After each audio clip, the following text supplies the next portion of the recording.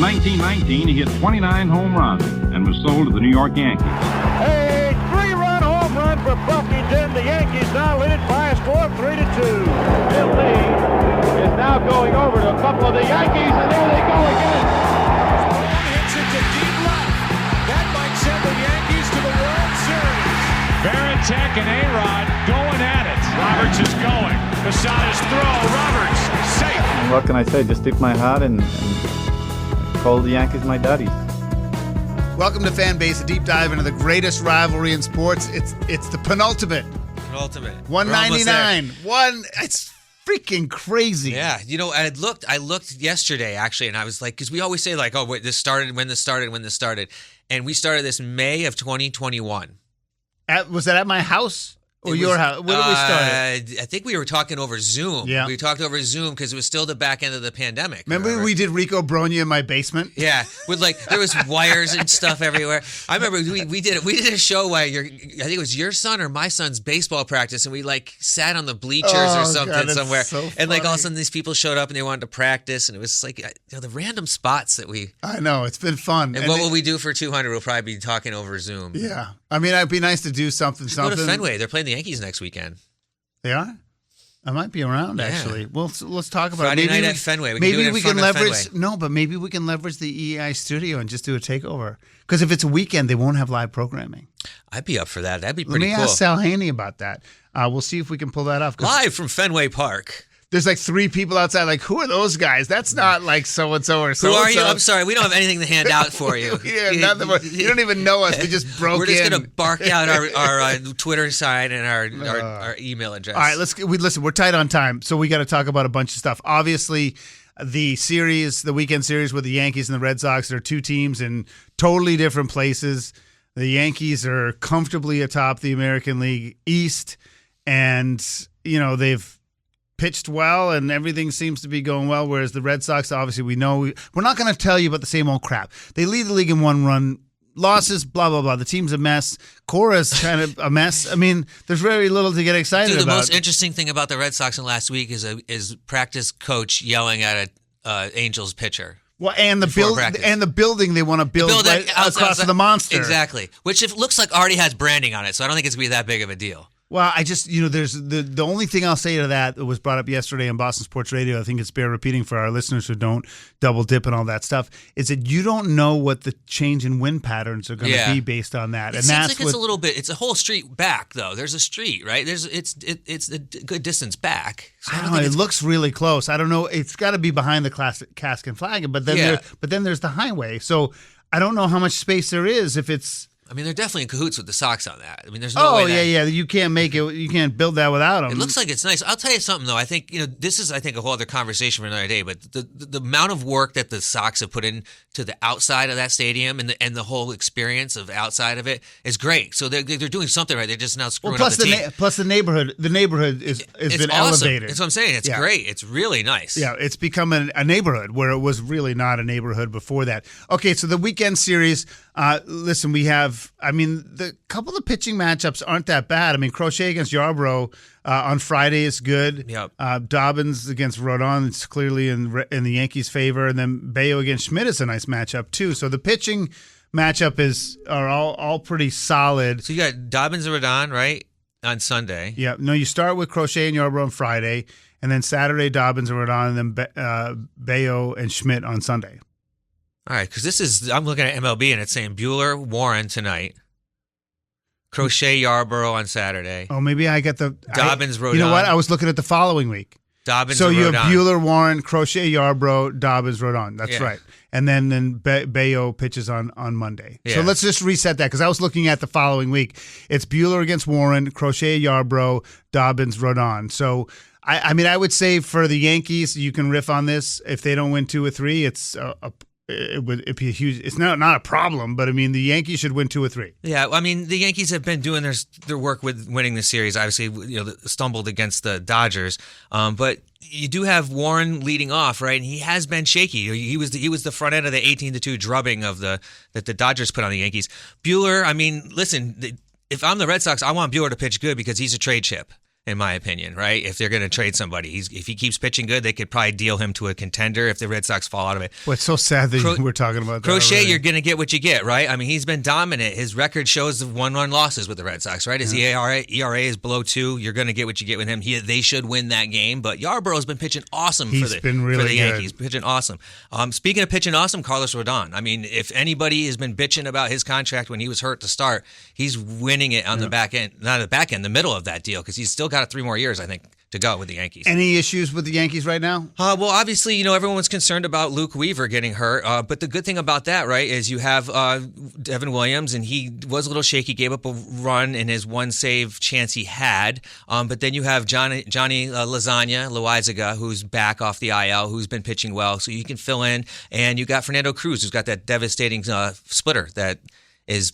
The Yankees bullpen has been really good, surprisingly, with the hiccup that Devin Williams, and their rotation plugs along. Max Fried had that one rough outing, which I think Boone left him in too long, all right? Yeah. But his ERA is up to like 1.9, and he gave up 6 runs. So the Yankees are looking really well. I really wouldn't worry too much about Weaver. I think he'll be back sooner than later, and you avoided injury with Dominguez, and Bellinger keeps plugging along. So They go as they are healthy. Weaver's been so good. Listen, he's John Senecal. I'm Brian Shackman. This is Fanbase, a deep dive into the greatest rivalry in sports, episode 199. I had not. You brought it up to me because you're in Boston all the time, and so you're listening to all this stuff all the time. I didn't know, and it depends on who you listen to, I didn't know that Duran was actually being talked about as a possible. Yeah, well, I mean, I think anytime you got a good player on your team that has some controlability. But why would you get rid of him? He's not in UFA land. He's still got some years that are restricted, and he's good. I mean, why? What are you going to get that's better? Yeah, I mean, obviously he's arguably the second best player on your team. He's probably the most valuable player on your team because he's all-around player, right? He's not just a DH. But that being said, a great trade chip. I mean, what would you want for you? Want to get draft picks or prospects? Well, if you're the Red Sox, you're not going to. If you're looking at the team now, if you don't think you're going to win this year, you hope with you have Crochet under controllability. You have all these other guys that you've signed. I mean, obviously, you don't know what you're going to get with Casas. Maybe you look to get some sort of first baseman out of it, and you definitely are always looking for pitching. Always looking for pitching. So if you can trade someone like that, knowing that you have a Roman Anthony coming, it might not be a bad idea. And I'll say it again. There is probably a reason why the Red Sox haven't locked him up. Why are they locking all these other players up when he is the most dynamic out of all of them? Do you think that the show that exposed some of his absolutely 100% is an impact? I mean, say what you want about supporting someone, but I mean, in the grand scheme of things, it's a business, right? And that's something that's going to drag your business down if you have to always worry about that, regardless of how he's handling it, right? If he's doing well for himself, great, and it seems like he is. But you have the homophobic slur thing, you have the revelations on the Netflix thing, so you never know what could be next with him. You never know. Yeah, I mean, it makes a lot of sense that that's what they would do. They would never verbalize it. I think we've watched him. I've seen this story before. We're older, right? We've seen this. I've seen guys who get this adversity, who make a lot of mistakes and sort of grow up before our eyes. And he is a sensitive kid. And that's hard because it can go either way. I mean, he could totally fold, but he has seemed to deal with things better based on the fragility that I saw in that series, he's handled it. Yeah, the other thing that helps him is he is playing well, and there's a lot of other distractions on the Red Sox. But it's hard to play well in the bigs. So he deserves a lot of credit. He does. Despite his mental health challenges, the fact that he's doing it is really impressive. And so I would say that the cost benefit, unless they get, I don't know, the best prospect in baseball and a pitcher, I just don't see the value. He's not there. A free agent until 2029. So yeah, I mean, you could get a lot of return for him. You absolutely could. There's no doubt about it.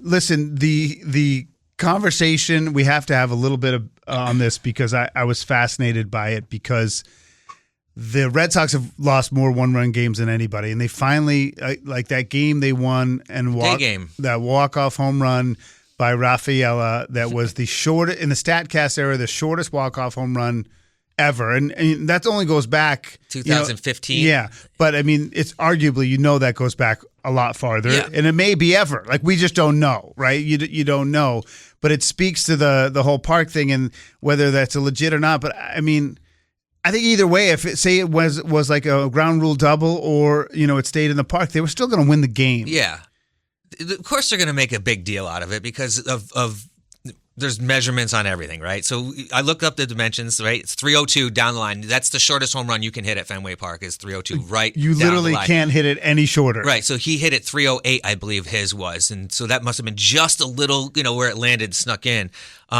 But, of course, our producer, Matt Sorois, I've automatically thought of you, that they're going to sound off and he's going to be like, I don't want to hear any more crap about this short porch at Yankee Stadium. Which is true, right? Because think about it. Yankee Stadium is 314 down the right field line, and then it juts out 385, 408 pretty quick. Now Fenway Park obviously is very interesting, 302, and it juts out quick. So it's a quick to the 380, right? But still, you could hit a 302-foot home run, so it's shorter than Yankee Stadium. So, but I don't get it. Where's listen, the argument? I am empathetic to Matt Sorois, our producer, his argument that everyone, makes a lot of stink about right field in Yankee Stadium, and I think he's got a point. Here's my only thing about that is that in Yankee Stadium, it really is the wall. Right. Like the odds of pinning it around the pesky pole are much different than the odds of going over the right field fence at Yankee. Now, there also is a shorter wall in Fenway, so there's more chance that you could snag the home run. Sure. And so I think that I don't think they're totally apples and oranges, but I think it is that's going to happen much less frequently than a right field short home run. You really got to slice it, hook it down Correct. the line or slice it. And then there's the argument, you have it's 315 and left, but you have the 30-plus foot monster. Right. And I don't think that's talked about enough because they technically they say you have to hit it at least 310 feet to get it out of Fenway Park and left field over the monster, which is 37.2 feet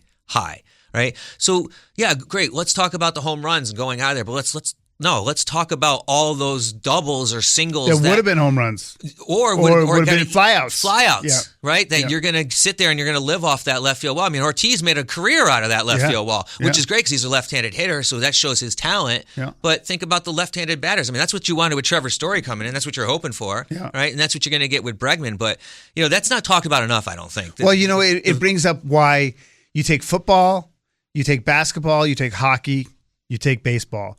The NHL doesn't have Olympic-sized sheets. They're all the same. The dimensions in the corners can be different, but generally speaking, it's a template. Yep. Basketball courts are basketball courts. I mean, obviously, the quality of the floor can be different, and football stadiums are all the same. Yeah, or watching on TV make you dizzy. But Matt and I talk a lot, and we got to have Matt back on the podcast. We talk a lot about umpires and automation, and you and I talk about it too. But I push back on total automation because it's one of the neat things about the game of baseball that I do think human error sort of is part of life. And I think if we legislate it out of life, then it changes the real life experience. Yeah. Now, I'm not going to get too philosophical on you, but the thing I love about baseball is that the stadiums are different. Yeah. And the fact, so you can argue whether the pesky pole is unfair or the right field at Yankee Stadium is unfair or the wall is unfair to certain hitters or whatever. The bottom line is that if it's an advantage for the home team because they can get 81 games and they can really design their team around taking advantage of it, whatever. The bottom line is it's cool. Yeah. It's cool that when you go to Camden, it's one way. You go to Yankee Stadium, it's one way. You go to Fenway, it's one way. And I think the more cookie cutter the parks are, the worse it is. Yeah, and that's how it's always been, right? But I almost get upset when you see these, some of the parks like the new Comiskey or, that were just kind of just the rounded outfield. They're it's not that new, by the way. Yeah, it's not even Comiskey, buddy. It's not U.S. Cellular. Yeah, the U.S. Cellular. Even like how Shea Stadium was. Shea was pretty cookie cutter, So I almost was like, if you see that, I'm like, I want the old stuff. I want the nooks and crannies and stuff, which is great. I love that part about baseball. That's what's great about Fenway. I mean, I think that's what makes it sort of special. And I'm trying to think of unique parks. I mean, Yankee Stadium. Think about this. A Minute Maid, which I don't even know is it Minute Maid anymore. What used to be Enron Field, used to have a freaking hill. Yeah. Taos Hill in center field, and they finally took that out, 8 years ago? Well, I thought that was dangerous for the players. Yeah, and there was a pole up there, too, at one point on that hill. The same thing, a flagpole. And there was, I think in the history of that, there was only maybe 3 or 4 catches. They have the cool outfields, stands too, that sometimes it's a home run, you're not sure. Yeah. And they have the same thing at Duncan Park for the AA Yard Goats. It's right near us in Hartford, the AA team for the Rockies. Just real quick before we go, do you have something else to say about the parks? No. Okay. No. So John Senecal, Brian Shackman here. It's episode 199 of Fan Base, a deep dive into the greatest rivalry in sports. The Rockies, we don't know what's going to happen in the weekend. Winners of 3 in a row. So I do think I should have taken the 30, but I'm thinking They're at 12, right? they're at As 12. We speak. They're at 12, and so that makes them, they need 23. And so they have, let's just say, forget about June for a second. July, August, September, and forget about October. So you're going to have a bunch of games. There's 62 games they've played. But think about this. You think 100 games left. Okay, but I want to break down my calendar. So forget about June and October. In 3 months, a terrible team should be able to win 5 games. Say 5 games in a month, right? Dude, they got to win 18 of the next 100 games. Right, but say they Think about that. Say they win 5 in July, 5 in August, 5 in September. That's 15. That gets them to 27, right? So then to get to 35, they need 8. So they need 8 wins between the last 2 weeks, 2.5 weeks in June, and 2 weeks. How many? October gets any games in October? No. The zero. No, it's There's all zero. done by October. Okay. So they basically have to average. They have to win 18 games out of 100. I said they wouldn't win over 30, so I got. No. I thought we gave you 35. I'm just saying 30. I said that. Then we did it to 35. So well, we right felt now, guilty. We felt bad. 23 wins they have to do to hit 35. Yeah. Right. They have to win 23 games of their next 100 games. They have to win 1 out of every 20 games. They should be able to do that. They should be able to do that. You feeling confident still? After ripping off 3 in a row? I don't know. They ain't going to do it, dude. They suck. They're awful. That's a whole other conversation. I looked up the other day. I'm like, how did I not know that the Oakland A's, the Sacramento A's, are as bad as they're just terrible. They're the Athletics. They lost 20 of their last 22 games. They're just garbage. And that's the thing. It's like, they actually spent money, right? These team went out and spent money and locked up these players, and now they're going to be moving. I don't know. Have they broke ground at that place? You were just there. If there's anything going on out there? No, he's shaking his head. Freaking ghost town. Zippo. Ghost town up there. Oh, You get a brand new stadium coming. Here comes the team. They're going to be playing in Sacramento for the next 10 years. Well, let's catch up early next week and see how the weekend went. We'll see how it goes, right? The Yankees, Red Sox, 3 games, and then we follow up, and then the following week. Yeah, a little maybe home we and can home. do 200 from up in Fenway. Yeah, or something. let me reach out to Sal Haney, our boss, and see what he says. He's John Senecal. I'm Brian Shackman. You've been listening to Fanbase, a deep dive into the greatest rivalry in sports.